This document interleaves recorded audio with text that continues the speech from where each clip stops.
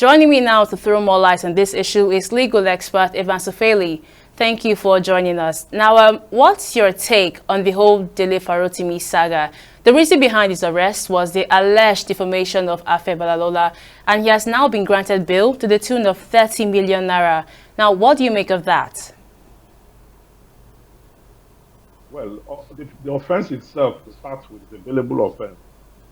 Okay, it's one offense that's quite very controversial in Nigeria because now it's expected that that offense should have been outlawed, but unfortunately, it's still in our law books. I mean, criminal defamation is still in the criminal code that regulates criminal activity in the south of Nigeria, wherein the alleged offense was committed.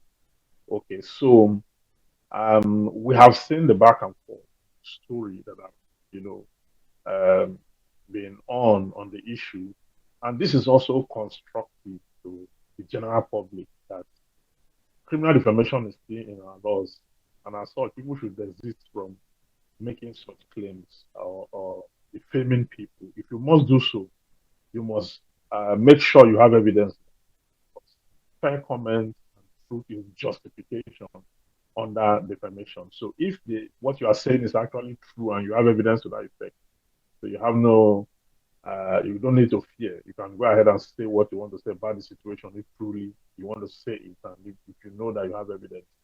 But where it is false or it is true and you have no evidence and all that, when they come after you, you must be ready to weather the storm. In Dele Farodimi's case, I am not going to say that he's guilty of the offense or not because the case is in court. It's sub judice.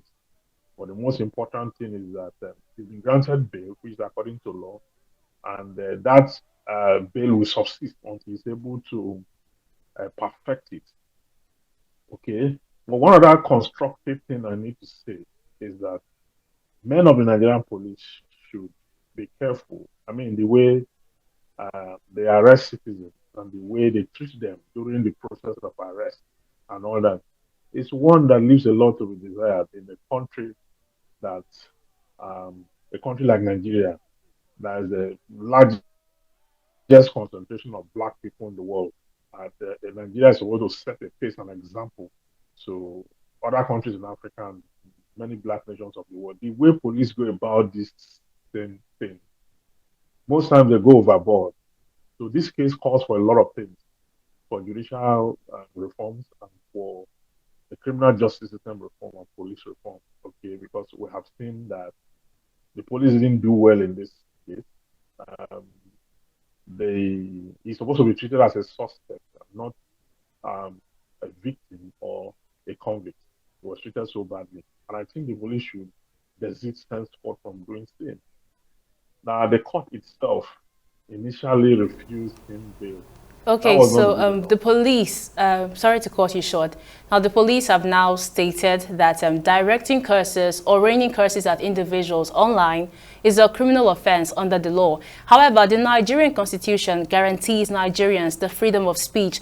What is your view on this? And does the statement by the police in any way restrict Nigerians' freedom of speech? And I'd also like you to increase your volume, sir. Yeah, freedom of speech. Freedom of speech is guaranteed under the Constitution. But there's nowhere in the Constitution where the Constitution asks you to go abusing people or to go defaming people. Okay, there's nowhere in the Constitution that is written. Your right to freedom of speech, freedom of thought, conscience, freedom of religion, movement, all guaranteed. Okay, all unalienable. These rights are not absolute. We keep saying this. They are not absolute because once the expression is adjudged as false, or you are unable to substantiate whatever it is you are stating about that person, if it takes an action against you, and if you look at the Cyber Act, the Cybercrime Act quite spelled out, a lot about this. Even though some persons have said the Cybercrime Act overreached the Constitution, which I agree partly.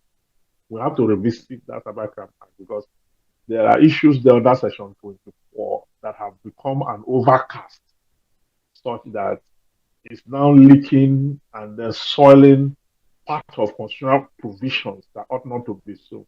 Okay. But the basic line here is that your statement must not turn out to be false. It must not be false. If it turns out to be false, then you are, defaming someone.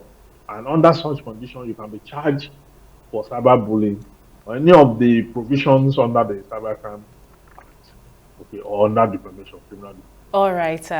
Thank you for shedding more light on this, Mr. Ufeli. Thank you for your time.